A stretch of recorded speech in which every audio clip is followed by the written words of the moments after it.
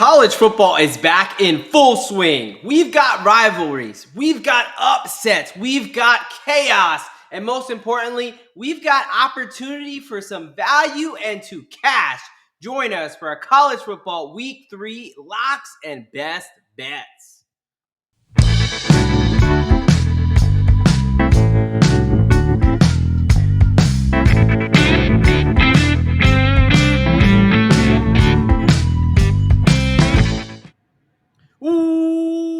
Welcome, football fans, to another edition of the DGen Docs on DFG SG Plus. We are talking college football week 3 best bets. What is up, folks? I'm one of your hosts here, the DGen Jock, and I am joined by my brother in degeneracy, Mr. Derek Bennett, aka Professor Locks. How we doing tonight, brother? Hell yeah, man. College football is back. It's better than ever. I mean, last week's slate of games, maybe not the best, but especially after coming off that week 1 slate, but stepping back up here in week 3, we got a bunch of games, including one that's a little closer to our hearts. Yes. In the Backyard Brawl. Yes, we do have a ton to get to here. Very stoked for college football. As Derek mentioned, it is now college football week 3. It is time that we start knowing what these teams look like a little bit, start getting some actual data, start not having to rely on last year because so many things change. The rosters are so different, all these different rules. But if this is your first time joining us, first of all, welcome. We appreciate you joining here. Welcome to the crew. We are going to break this down like this. The way this is going to work is we are first going to do our week 2 takeaways, talk about, hey, what did we learn? What are the big takeaways from last week? We're going to do our power ranking adjustment. What teams impressed us enough to move up in our rankings, and which teams showed a little bit of themselves, as in we're dropping them down because that did not look well on the field. And then we are, of course, going to do our college football 6-pack, where we break down the 6 best games where we find the most value for you, where we have our money down and would advise you to get yours too. So we will wrap up with a best bets, 1 lock, 1 moneyline dog, and 1 parlay or tease. Everything is assumed 1 unit except for the lock, which is 2 unit unless otherwise stated. Let's kick off this week 3. But first off, week 2, what an absolute roller coaster, at least for me. Shit. I mean, look, for those that don't know, went undergraduate, University of Florida, so Gators fan. Derek and I went to grad school at University of Pittsburgh, Pitt. Yeah. I'm in the Army, so I've been West Point, went up there. Beautiful, beautiful place. One of the places you have to go to as a college football fan. So obviously, I got to be a Black Knights fan. So my day just kind of encapsulates last Saturday, what college football is about. Yeah. Billy Napier, I'm not going to spend too much time on it because I know we got to get to these picks, but man, he needs to go. Absolute humiliating loss to USF. I'm from the Tampa area. I have cousins that went there. I was getting flooded with texts. Embarrassing loss in the swamp. Ready to give up on football. And then the Army Black Knights, after losing to FCS Tarleton State, shocked the world, go into Manhattan and beat K-State on the road. And it helps that I've got K-State under 8.5 wins on the season. So what an absolute roller coaster of a Saturday. What about you, my friend? How was your Saturday? I know your Buckeyes had a little bit easier of a game there. Yeah. My Buckeyes took care of business as they were supposed to against Grambling State. And then obviously Pitt came out and put it on who did they play last week? Central Michigan. Central Michigan, yes. And then I had the privilege, I teach at a D3 university, went into their game at 7 o'clock kickoff and started off really well. Got a pick in the first drive on defense, went down like 3 plays later, scored. Second quarter, I think they were leading 10 to was it 10 to 7? No, it was 14 to 7. And refs are terrorists, dude. at one point, I can't remember even who we were playing. Mount St. Joe's from down near Cincinnati. There was a ball thrown over everybody on the sideline, over the kicking net, pass interference.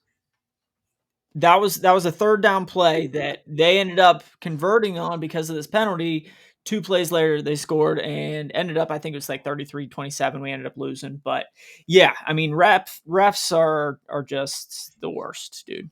I feel like they're getting worse too. They are Yeah. absolutely getting worse. But Oh yeah, before we don't want to go down that rabbit hole. We've got some winners to give out. we We've do. got some recaps to We get do. to.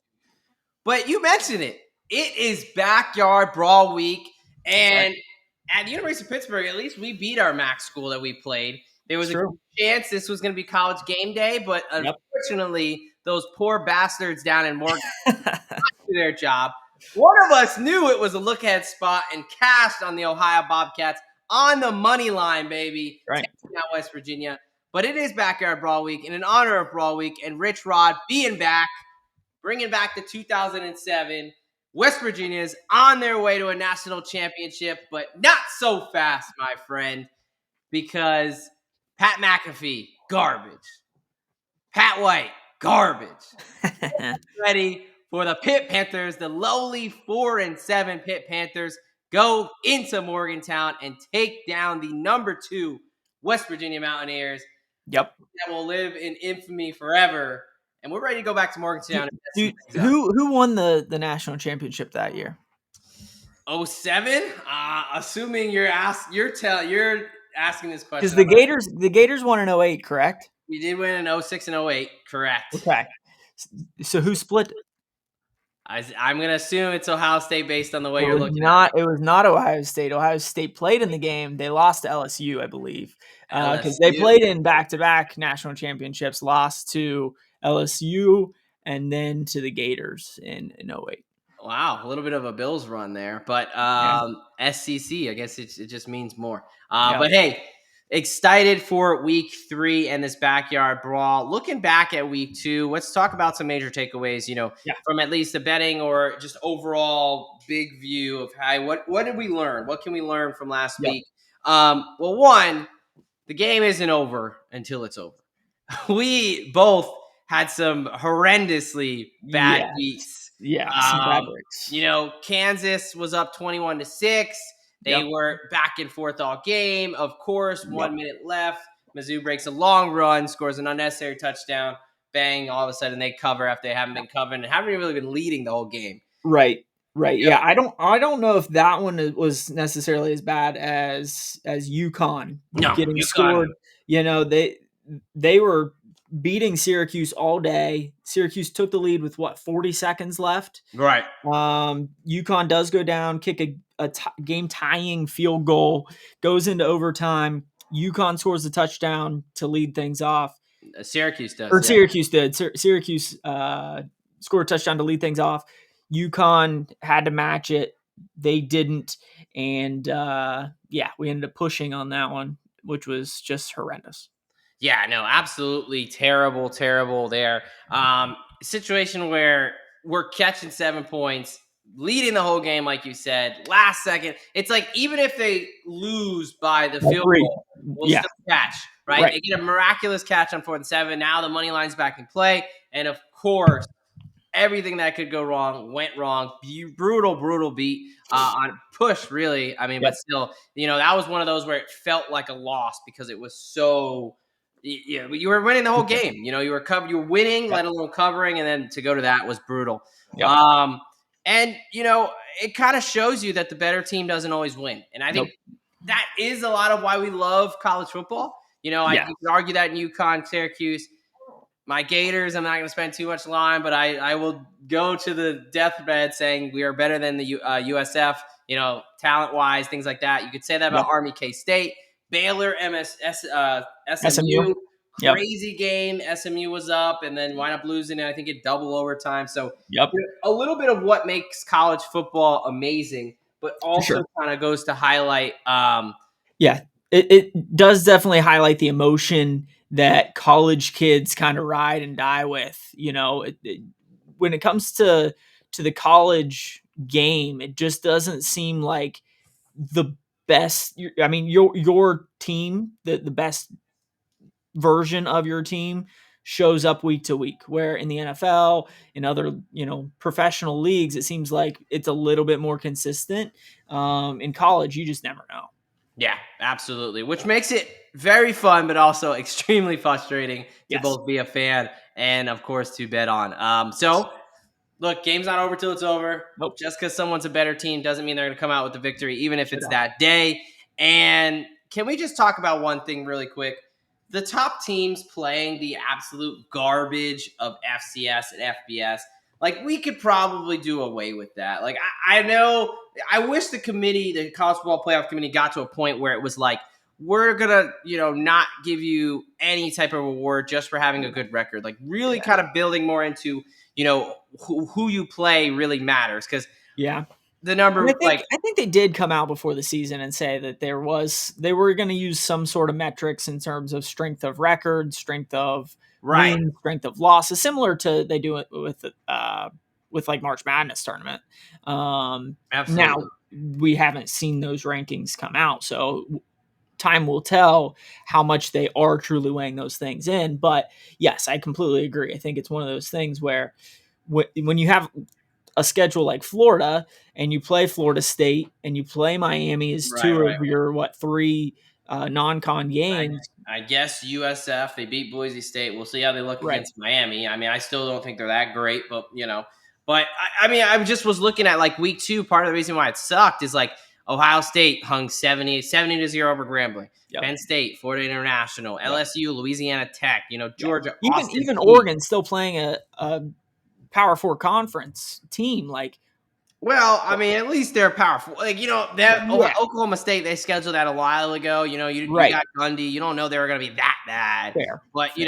it's more of like, But I think it just proves to the point where, like, if you truly are a good team, you should hang 60 or 70 on teams that, are just, you're far superior than, right? yeah, I just don't Which, want to see, the Indiana's situation where they're purposely scheduling 3 sure. cupcakes, Yeah. Penn State purposely scheduling 3 cupcakes to be able to get to the college Yeah. football playoff and get that record. I just, as a fan of the sport, Yeah. I get it why teams are doing it, but it's just, Yeah. that's why week 2, maybe wasn't the most exciting because basically No all doubt. the top teams were playing garbage. So, No doubt. But let's go ahead and dive into our power rankings, right. or what teams are trending up, which teams are trending down. Go ahead.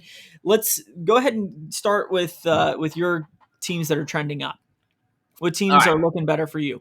Right, absolutely. So, who impressed me kind of the most this week? Um, Iowa State.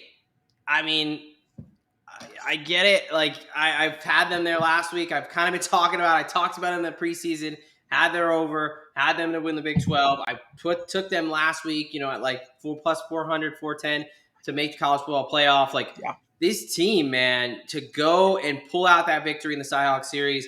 Yeah. Tough, gritty game. Like really, were the better team all day. Kind of got closer than it needed to be with some turnovers and things like that. But Iowa State continues to impress me. I think they have one of the best resumes. They went to the island, beat K-State. They beat a good FCS in South Dakota. And then to beat an Iowa team that's supposed to be pretty damn good this year, I think they're a really good team, man. So I'm going to keep kind of riding them. Oklahoma, a lot of change. John Mateer coming over, a lot to the offense. The defense is still kind of that Brett Venables machine.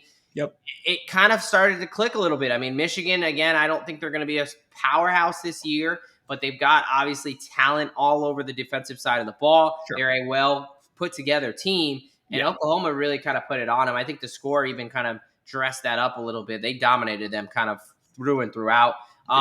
Oregon, again, they haven't played the highest level competition. I get it, but just the way that they're dominating, like I've never seen Gundy 69-3. Yeah. I mean, they beat the living shit out of them, and that is a Power 4 school. So there is some type of stars there, right? 3, 4 stars, whatever it may be. And then UCF. I mean, hey. USF. USF, yes. I can't even say it. I hate them both, but I hate them everything outside of Florida. But yeah, I mean, kudos. You came in, you got a win in the swamp. You beat Boise State the first week. Now you're going to Miami. We'll see how they look this week, but I mean, if you watch that game, penalties, the officiating was terrible. Billy Napier's awful coach, but they played pretty damn well. We should have absolutely won the game. It should not have been that close, but you got to give them credit where credit's due. Really good job, Alex Galesh and the South Florida Bulls. As much as it pains me to say as a Gators fan, so I have to have to bump them up in the rankings. Yeah, no one. Before you take that down, I just want to point out that I believe we talked and discussed and figured out that we're going to do 3 teams trending up, and for whatever reason, you can't figure out the difference between 3 and 4. It's kind of like 3 and an add-on. I can't give them their own spot. They That's just like pick. when somebody says, "Hey, who's on your Mount Rushmore?" and you go on to give like 6 names. It's like, okay, that's not what I'm looking for here. Who said Mount Rushmore has to be 4, man? You can add some heads on top. You never know. It's 2025. All right, who are your trending up teams? Who are the teams that impressed you enough to move them up in your power rankings? Yeah, I'm gonna stick with Iowa State. I think you're on the right track there as far as Matt Campbell and Rocco Beckton. Those guys, they're Right. just continuing to impress week after week. In that Cyhawk series, the last, I believe, 4 years, it's gone back and forth. The away team has won each of the last 4 years until this year. Yep. Iowa State put that streak to bed. Yeah, I think they really just outplayed Iowa for the vast majority of that game. Matt Campbell, I think 3 and 4 out of the last 3 or 4 out of the last 4 games against Kirk Ferentz, which is hard to do. I mean, Ferentz is a legend of the game, so yeah. No doubt. But moving on, since you already touched on Iowa State quite a bit, Illinois was one of those teams that for years has been bottom of the barrel. Right. They've finally got stuff going with Bielema, and they brought a shit ton of guys back. To me, I think they were preseason ranked number 12. Right. And I was like, top 20, yes. I don't know. Yeah. I don't know if top 12 is where they need to be, but they really impressed me last week going up against Duke in Duke. They took care of business over there. That was impressive. Yeah, and then the Noles. I mean, they did what they're supposed to do against one of those FCS teams. Going into the season, obviously there was a lot of, hey, what type of a team is Florida State going to be? Yeah. And they ended up bringing home a big dub that first week against Bama. And then last week, I think it just goes to show that, hey, even after an emotional win, we're going to take care of business against the far inferior opponent, right? Yeah. So I think I'm right there with Iowa State and Illinois with you. I know you're never going to Florida. I gave them some flowers last holes. week. They dismantled Bama, but for beating East, West, Northeast, freaking A&M from Utah, School of the Deaf and Blind, they're not getting any kudos from me. But I understand what you're talking about there. It's a similar to Oregon case. Exactly. All right. Why don't you start with the trending down teams? What teams for you are having to move down in your power rankings? Yeah. Just since I have it pulled up here on my screen to start with, I'm going to go kind of bottom to top here. Nico Iamaleava. The dude was in the college football playoff last year with Tennessee, leading a top 10 team. Yep. Obviously, in the offseason, he had some issues, wanted some more money. Yep. Tennessee was like, fuck you, we're not doing that. Apparently was arguing for more money the week before the college football playoff when you got to go play on the road in the shoe there. Yeah. So, I mean, kicked him out of town. He goes out to UCLA and looks awful. Has looked awful. Exactly. I mean, they lost to Utah, which is Utah in week 1, that's a tough opening game. Right? But they got their ass kicked. Lose there 43-10. And then you lose to UNLV 30-20. I mean, the guy has thrown for 2 touchdowns, 2 picks. He's been sacked 6 times. In 2 games, he's thrown for 190 yards? A game? Not even. Yeah. So I mean, he's thrown for 390. He's averaging, I can't do math. 200 yards. 160 yards a game. What's going on here? I mean, I don't know what he's going to do. I mean, he'll probably just end up entering the transfer portal yet again. Go to some FCS school. Exactly. Yeah. I mean, and then obviously your Florida Gators. I don't know if Billy Napier is going to make it past week 5, dude. He shouldn't. He should have been fired. You got LSU coming up, then Miami, yep, then Texas, then you got a couple. I think you have one week in there that's I think you get a bye before Texas, winnable. and then it's A&M. Yeah. So it's like it's not going to get any easier than Nope. USF. Nope. Like Nope. I don't know. I don't know what's gonna go down there in Gainesville, but finally Clemson.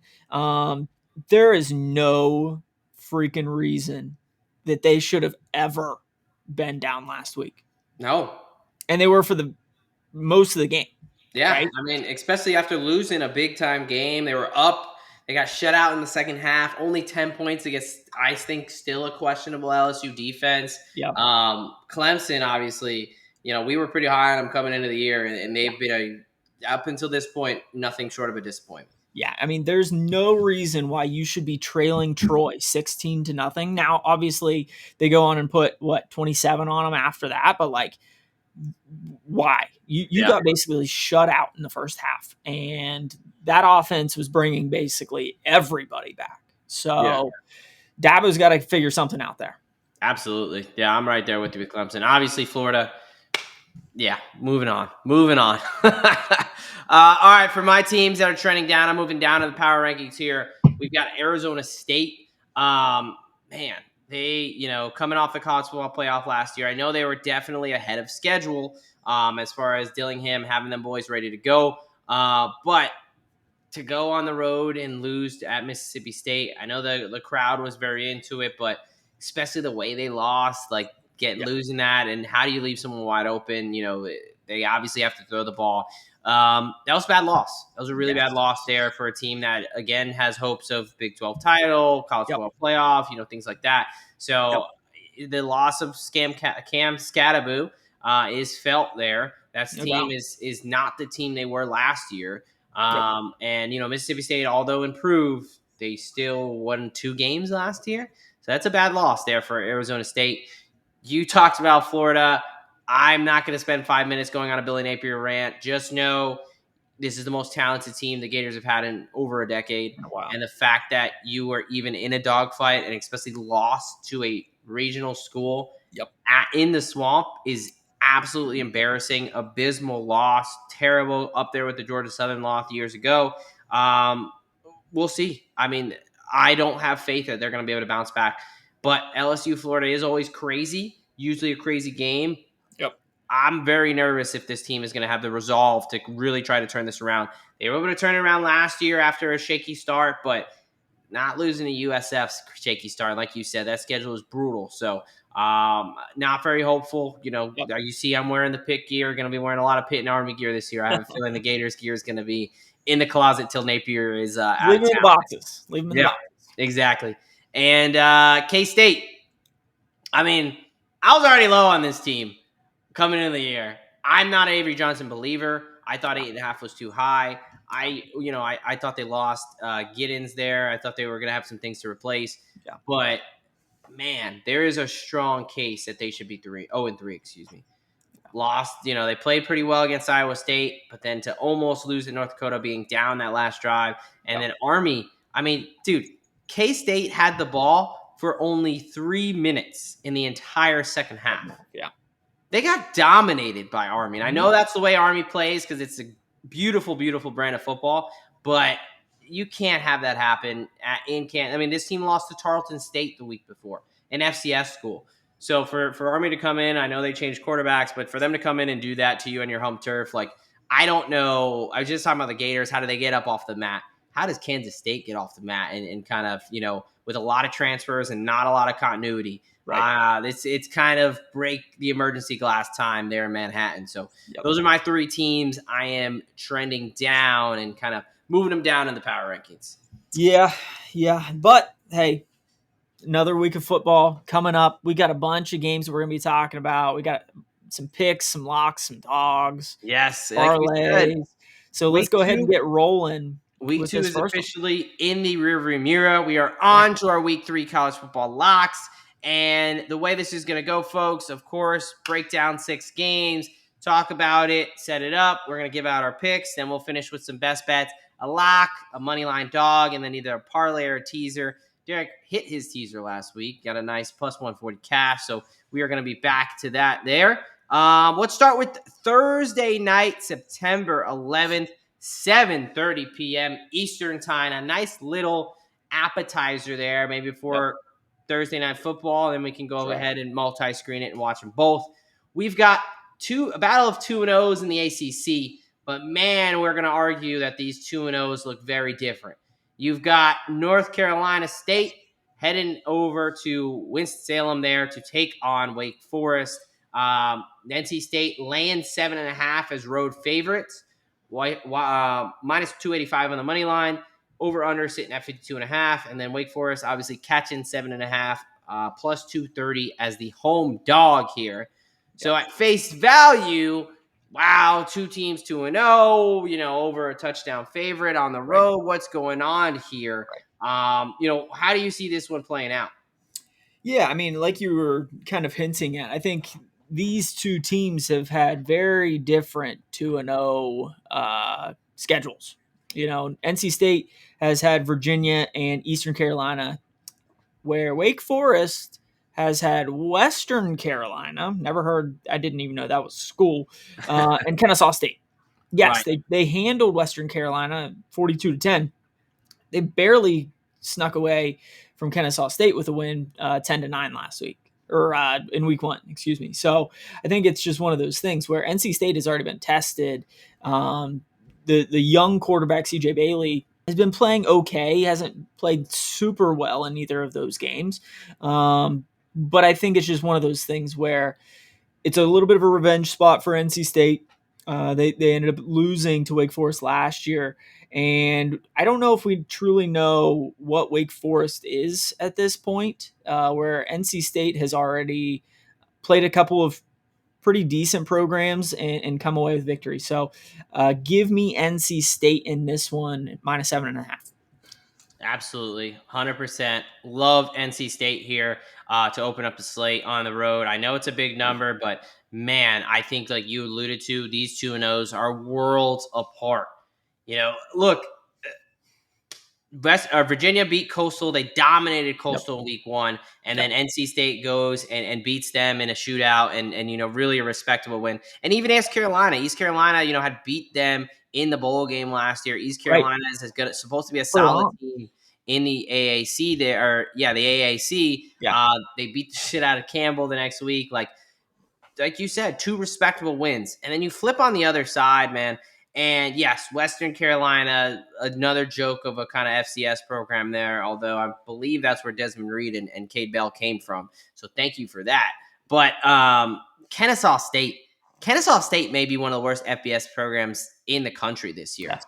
10-9 at home against Kennesaw State. Right. As a reference point, Kennesaw State then played Indiana last week, and they lost 56-9 at Indiana. They lost by almost 50 points. Like, this Wake Forest team is nowhere near as good as this NC State team. For NC State, you're returning your leading tackler, QB1, RB1, tight end 1, wide receiver 3. Whereas on the other side of the ball, Wake Forest was 4-8. They returned their running back in Desmond Claiborne, who is good, but they got to replace their quarterback, their top 4 wide receivers. And Robbie Ashford, the QB1 for them, he's a guy who's played 4 years in college. He has 12 passing touchdowns and 10 interceptions. Dave Clawson is not there to kind of raise the floor of this program. I think this could get ugly. As you mentioned, Wake beat NC State on the road in Raleigh there as underdogs. Like, I think NC State is kind of licking their chops to come and get some sweet, sweet revenge. I love NC State here, laying the big number. Give me NC State minus 7.5. Minus 105 over on DraftKings. All right, moving on to Friday night, where we are talking a game between Kansas State 1-2, one of the few teams that's played 3 games at this point in the season, going to Tucson, Arizona to take on the Wildcats, the 2-0 Wildcats, who seem improved after a 4-8 year last year. How do you see this one playing out? Yeah, I mean, this one was a little bit trickier for me, at least. I don't necessarily think that either of these teams are super good. Arizona just hasn't really played very quality opponents. I mean, yes, they had Hawaii in I believe week 0, Right. and absolutely destroyed them. And then what they had Weber Mhm. last week, Yeah, and Weber. again, yeah, Weber, whatever it is, Yeah. ended up crushing them. Where Kansas State, like they've had, I guess, tougher opponents. They gave Iowa State a run for the money in Dublin, Right. um, but then they just lost to Army, Yeah. and I don't necessarily think that North Dakota, like North Dakota's an okay FCS team, but you Right. beat them by 3, Really like almost lost. Probably should have lost. Yeah. yeah, and no doubt. So in this one, I think Arizona has started to show me something. Where Kansas State, like you had mentioned earlier, I'm kind of out on Avery Johnson at this point. So give me Arizona in the 2.5 points. Yeah, I apologize. I did not give out the spread here. You have Kansas State as a small road favorite, laying 2.5, -105, -122 on the money line. Over under sitting at 40 or 54.5, and then Arizona small home dog, +2.5, -115, and +102 on the money line on DraftKings there.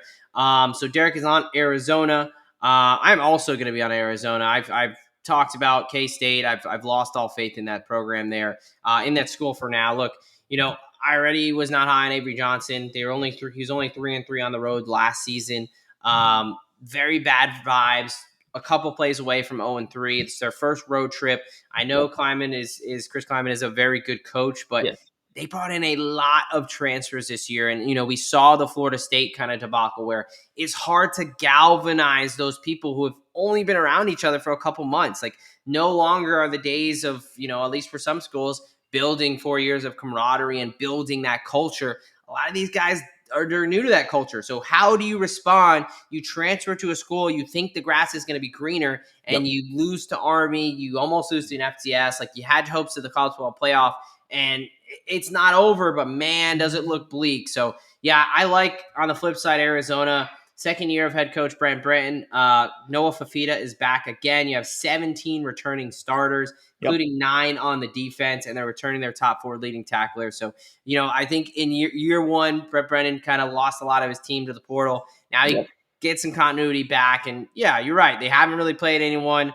They destroyed Hawaii and Weber, though. We talked about, hey, you mentioned good teams should handle their business. Well, they handle their business. And hey, Hawaii's not the best team, but I believe they're 2-1 with a win against Stanford. So Sure. it's not like they're better than they're probably better than North Dakota. Yeah. So, Yeah. I like Arizona as the small dog there. So Arizona on the money line is +105 over on Bet365. Again, we're going to always try to get you the best number there because that's where our money's going. So we're both on the Arizona Wildcats. Agreeing a little bit. This is interesting. Usually we get some disagreements at this point in the True. show, but we'll see as we move over to We're seeing the Saturday's board slate. well. We're seeing the board well. We're I locking mean, step. We're good. we mentioned this. Weeks 1 and 2 is tough, especially in college football. It's tough in the NFL too. You have all these projections and things like that you think is going to happen, Yep. but till you really start getting some data and they're actually playing some games, it's kind of tough. But we're kind of locking in here, so I'm Right. excited for this week. And we got some big games, and it really starts on the Saturday slate. We've Yeah. got the 1-1 number 12 team in the country, the Clemson Tigers, taking on Georgia Tech, a 2-0 Georgia Tech team. They're headed to Bobby Dodd. No more of that nasty Mercedes-Benz Stadium neutral site bullcrap. It's an actual home environment, which is Yep. all the good things about college football. You got Clemson, a favorite, road favorite. They're laying 3.5 points, -108, -162 on the money line. Over under sitting at 53.5. Georgia Yep. Tech +3.5 and +136 on the money line as a home dog there. How do you see this one playing out there in good old Bobby Dodd Stadium? Yeah. I mean, yes, I think that Clemson is trending down in my rankings, but I think the Clemson Tigers found something in that second half against Troy last week.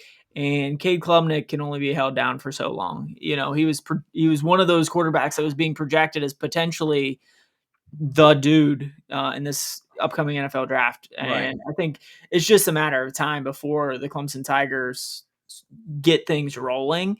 I haven't completely given up hope that they will make the college football playoff. They still have a good shot at doing so and potentially winning a national championship. They got to get playing a little bit better, obviously, and I Right. think it starts this week against Georgia Tech. So give me Clemson laying the 3.5. Yeah, this was a very tough one for me. At one hand, we were very high on Clemson coming in. Like, do you want to completely overreact? Do you want to, how much do you adjust the scale here? I'm sure this number was probably closer to a touchdown preseason. Yeah, at Now, least probably. yeah, and now we come in, it's 3.5. It's under the 4 mark there. So actually for this one, I'm gonna go the under. There's an under 54 at minus 110 at 365 there. For me, Clemson's offense is the question mark, not their defense. Similar to the Texas, how they have a really good defense. Yep. The offense, what's that going to look like? Yep.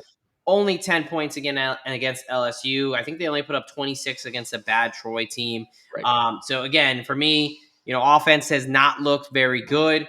And then on the Georgia Tech side, you've got Haynes King's banged up. He did not play last week. It sounds like he will play this week. But obviously, if he's banged up already, he's a very heavy running quarterback. Yep. He's gonna be taking some hits. So how's that gonna look? I like this Georgia Tech team. It's one of those things where the side was very close. I want to say I think Georgia Tech has a chance to really keep this close and in the number, but ultimately I liked it under here. There's both two tough physical teams that I think are going to try to establish the run, play behind their defense, not give you anything too flashy. Yep. And so, yeah, give me the under 54. I think that's a big number for what should be a very tough physical matchup. So I'm excited for this one, though. I think this is one of the better games of the week. I'm excited to see Bobby Dodd, Stadium really pop off there. And this is going to be the test for Clemson. Like, if they are going to win the ACC, if they're going to get back to the college football playoff, they have to show up this week. They cannot have another performance like they did against Troy and really like the second half of LSU. So give me the under 54 there. You'll be on the Clemson Tigers there. Now we move over to the 3:30 Eastern time slate where we are talking about another primetime matchup here. We've got the number 6, 2-0 Georgia Bulldogs heading over to Neyland Stadium to take on the 2-0 number 15 ranked team in the country, Tennessee Volunteers. Two teams that are just gross to me, but hey, they're playing pretty damn well right now. You got Georgia as the road favorite. They're laying 3.5. Minus 170 on the money line. Over-under sitting at 49.5. Tennessee catching 3.5 and plus 142. Home dogs here. Both these teams kind of a little bit haven't really played much competition. Right. Got a lot of questions. Right. This is one that could definitely go either way. Where are you going in this one? Yeah, I think history has led me to take the Georgia Bulldogs in this one. Like you said, I mean, we don't truly know what Georgia and Tennessee are going to be. Aguilar, to me, was a massive question mark going into the season for Tennessee, and he's played really, really well.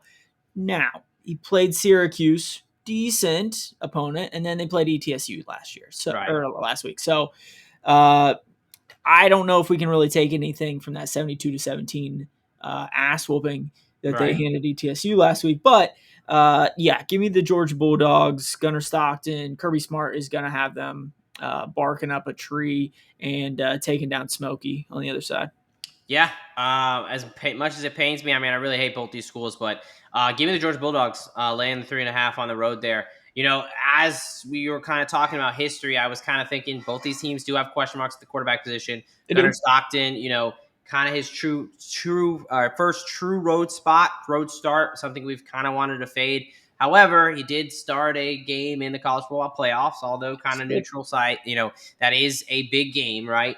But Georgia has won the last 8 matchups. Yep. They have won 8 in a row against Tennessee by an average close margin of 24.9 points. There you go. They've got their ass. They have gone in and beat their ass. I mean, look, Kirby Smart owns Josh Heupel right now. It's that kind of obviously running an offense, that foo-foo offense that he's clearly figured out. And as much as there's different quarterbacks and there's all these different changes, the head coaches are the same. They're going to roll out the same scheme, and Kirby Smart is going to be able to shut this down. I like Georgia a lot this game.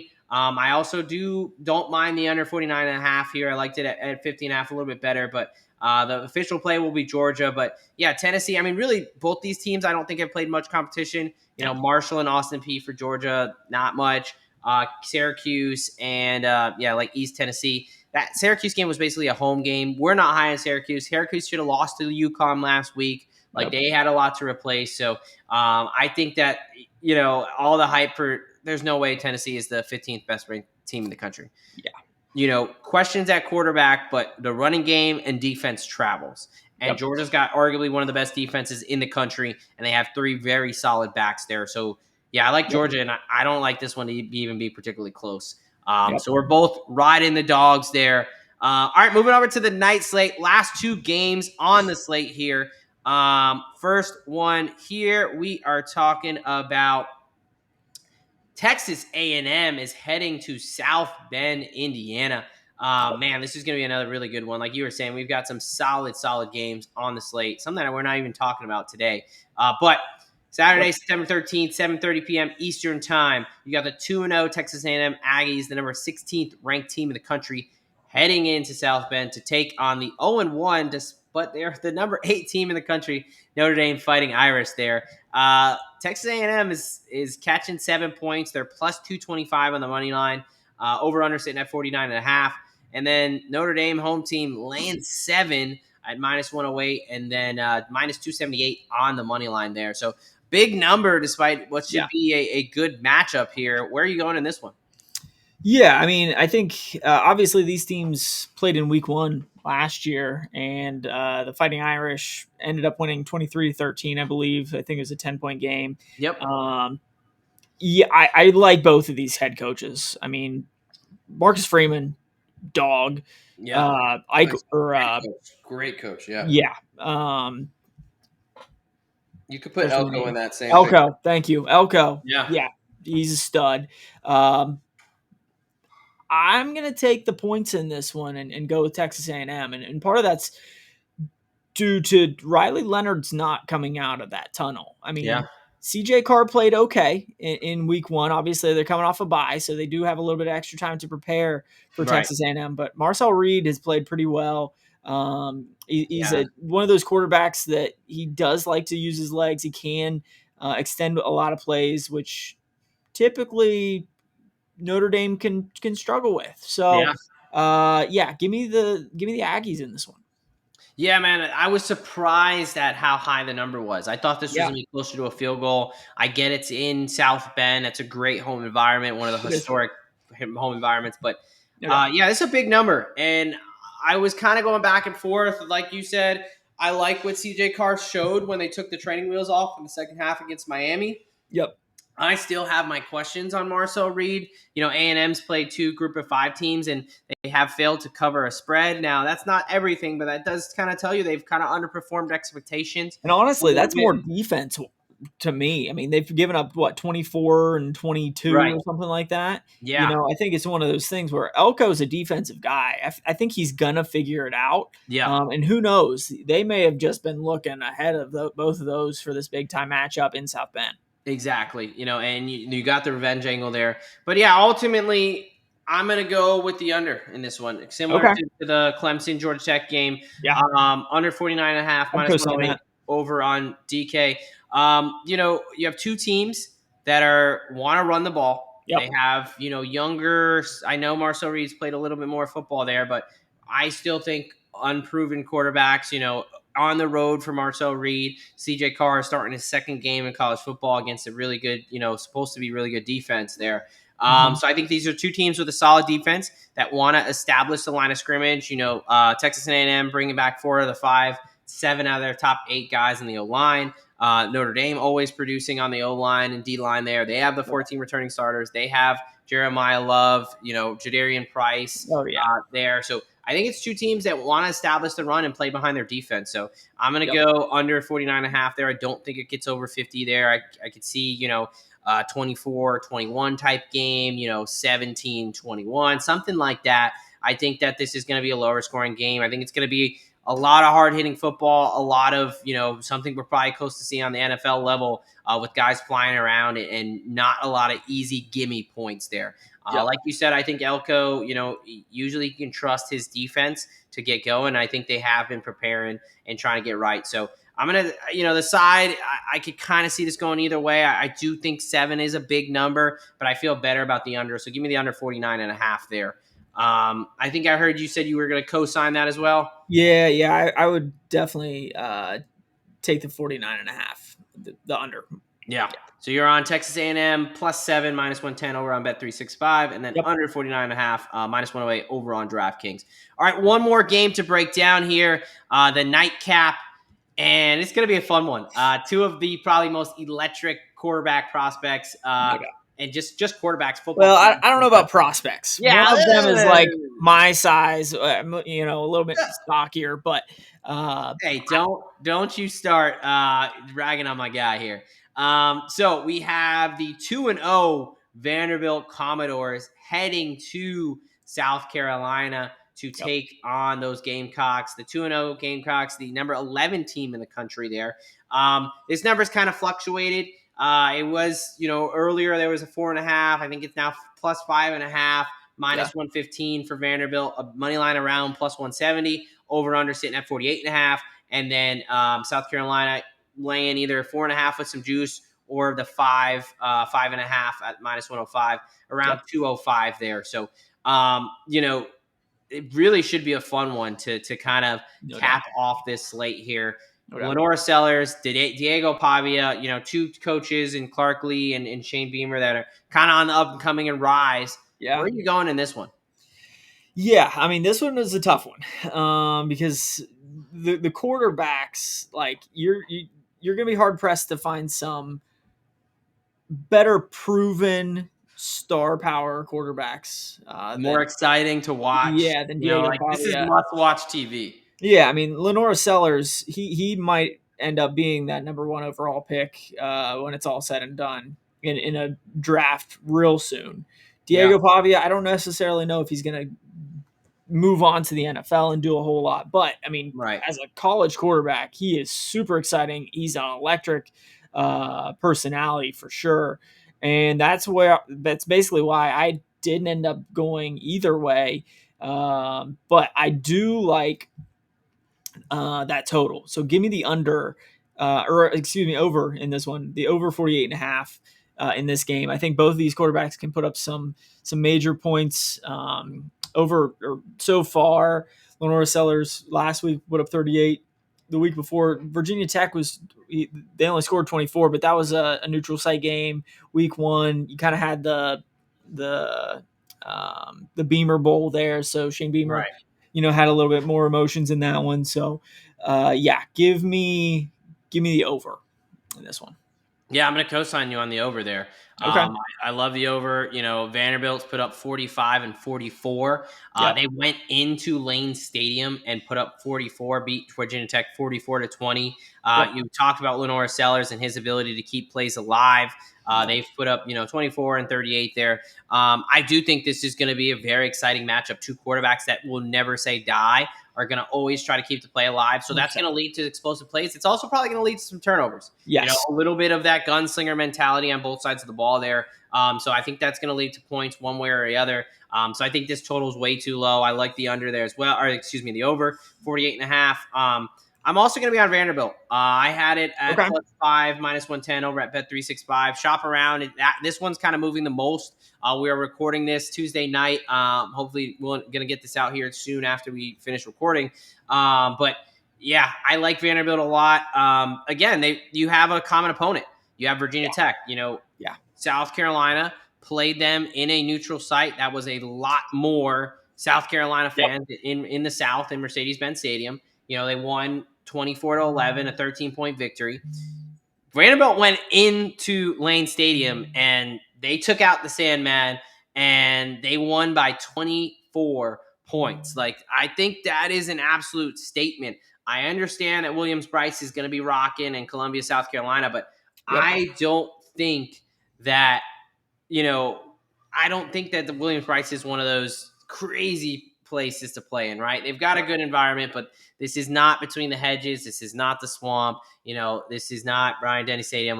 it's a little bit different there. So I think Diego Pava is going to be able to handle himself. And I really like this Vanderbilt team. I took their over 5.5 on the season win total there. Yeah. They've got a lot of guys coming back. I think they're buying into this Clark Lee program. Like, I think in that locker room, they truly believe they're like a college football playoff contender. Oh, so yeah. This is going to be a very big test to them. And I think that they're going to be able to come out and really kind of shock the world a little bit. So Vanderbilt and the over. Yeah, I think there's going to be a lot of points in there.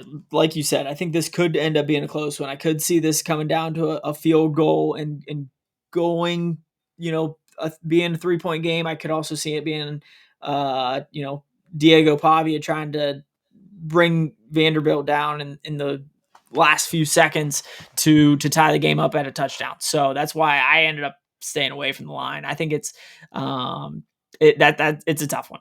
It really is. But I think we can't agree. Must watch TV. There's going to be some points. There's going to be some action. So definitely don't want to miss that one.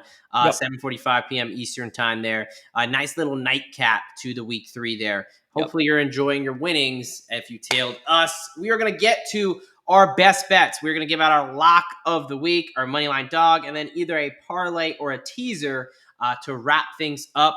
Why don't you go first, my friend? What is your lock for week 3? Yeah, give me the Georgia Bulldogs to make it 9 straight. I just think that Kirby Smart is one hell of a football coach, and they figure out how to get Gunnar Stockton going in this one. So give me Georgia at -3.5. I love that play. I was very close to making this lock itself, but I'll let you have the shine there. Although I will be very much on Georgia. Give me NC State. Early game, Thursday night game. I understand that there's a little bit of a rivalry aspect, but I think these rosters and these teams are so far apart. Like, Robbie Ashford is not someone I want to rely on to be able to keep up the pace there. And the defense is going to know they've played. They're going to know that he wants to use his legs, and I think that it's going to be tough for them. Again, 10-9 against Kennesaw State. Like, I don't think you guys understand how bad Kennesaw State is as a football program. So give me NC State -7.5, -105. I know it's a big road dog there, but road favorite, but I think the Wolfpack absolutely lay it on Wake Forest there. All right, what about your money line dog of week 3? Yeah, give me Arizona at home. It's a short number to begin with, but I just think that overall these programs are going in 2 different directions. I'm out on Avery Johnson. I think Kansas State is going to lose a 3rd game here in week 3. Arizona money line +105 over on Bet365. I'm also on that as well, but I'm going to give us a little bit more of a juicier dog and give me Diego Pissin Pavia, baby. +170. I think there's a +180 floating around on there. So jump on that if you can. Look, he sued the NCAA to allow him to play more football. This guy loves football. He's going to go into Williams-Brice Stadium. He's going to not be afraid of the moment. He's a 7th-year guy. He's seen it all. And I really think that this Vanderbilt team, this is nothing like I've seen before. They are bought in. They are a disciplined, well-thought-out group. And South Carolina, I think they've lost a lot on defense. They lost, only 5 returning starters on defense. They lost their top 5 leading tacklers from last season and their top pass rusher in Kyle Kennard to the NFL. I understand Dylan Stewart is a great player, but he can't do it all himself. They lost some on the back end. They lost some on the D line. I think Diego Pavia and the Vanderbilt Commodores are going to be able to take advantage of those losses, and they're going to hand South Carolina their first L and get us another upset. Won't be quite as big as when they took down number 1 Alabama, but man, I think this would be a huge win for them and have a real kind of eyes to maybe they make some noise and get in the CFP, but I think South Carolina's a bit overrated. I think Vanderbilt's underrated, so give me the +170 dog there. All right, you got a tease or a parlay this week? I have a mini tease. It's a couple alt lines here. I got an alt spread and an alt total. There we go. To put together. So I took the Vandy South Carolina line, teased it down to 44.5. Okay. And then I took Texas A&M. They lost last year to Notre Dame by 10. I bumped it up to 10.5. So Vandy South Carolina at over 44.5, Texas A&M +10.5 for a total of +146. Love it. Love it. Yeah, a little mini tease there. It worked last week, so why not go back to the well for you there? For myself, I'm going to do something similar, some alt lines, but a little bit more in the pleaser direction. Okay. Give me Georgia -7.5 again. I like that. 8-0. Last 8 times they played Tennessee by an average margin of almost 25 points a game. Yep. So I think they win by more than a touchdown there. And then give me NC State -13.5. I think they win by 2 touchdowns or more. Again, I've talked about it all episode, but I think these teams are way far apart from a roster and talent perspective there. So, give me Georgia -7.5 combined with NC State -13.5. Pays out a nice juicy plus 532 there and over 5-1 dog there. Like it. All right, that is it. We went through our 6 favorite games of the week as far as what has the most value, where do we feel the strongest, where we're putting our money, and we advise you to put yours. We gave out our best bets, our locks here. I will do a quick recap for those that missed. Derek's lock is Georgia -3.5 at -108. He's on Arizona money line +102. You can get a +105 over on Bet365. And the parlay of the week is Vandy, South Carolina over 44.5, tied with Texas A&M +10.5 at +146. For myself, my lock of the week here is NC State -7.5 at -105 on Thursday night. Vanderbilt heading into Williams-Brice Stadium and taking out number 11 South Carolina as a +170 dog. And then a little bit of a pleaser here for Georgia -7.5 mixed with NC State -13.5 at +532 there. All right, my friend, we have wrapped up college football week 3. We're really getting into the season. Things are getting super exciting. College football playoff implications already. What teams are going to take the next step and which teams are kind of going to fall into irrelevancy this season here. Got anything else for the people before we get on out of here? No, I mean, keep tuning in for these college football 6-pack picks every week, every Tuesday night. We're going to be recording these. We also have other shows as far as NFL picks, usually coming out on Wednesdays or Thursday mornings, right? Thursdays, yeah. Thursday, something like that. Anyways, as always, if you like what we're doing here at Daily Fantasy Statement Games, like, subscribe, follow, tell us who you are backing this week. And, if you're fading us, sorry, you're just going to lose. Love it. Yes, as Derek mentioned, we had a lot of crazy, I was moving cross country and things like that. So schedule is a little haywire, but it's a lot more locked in. Tuesday is going to be college football. We'll release it after we record Tuesday night. Wednesday is going to be NFL. So NFL week 2, we'll record that tomorrow and release that tomorrow on the channel. So, hey, as a newer channel, we appreciate likes, comments, subscribes. Whether you're cashing with us or you're just enjoying us talking ball, chop it up with us in the comments. Let us know, hey, who are you tailing? Who are you fading? What are we thinking there? Obviously, hey, college football we're talking right now. If you want anything NFL, you can check out all the other videos on our channel as far as we're doing at Best Bets. We've got a touchdowns. We've got other people doing things there. Defensive props, all the different DFS. And then if you're more on the fantasy side, we're also tied to IDP Plus there. They do, Derek just released his NFL Week 2 waiver wires. I'm doing injury report, Thursday night. So we've got a lot, whether it's fantasy or betting. So hang out with us. We've got everything you could possibly want on football. We're talking it 365, 24/7 here on DFSG Plus. For the DGen docs here, you know what they say, folks. A lock a day keeps the bookie away. And here at the DGen docs, we've got your prescription. From Professor Locks and the DGen doc on DFSG Plus, we are out of here.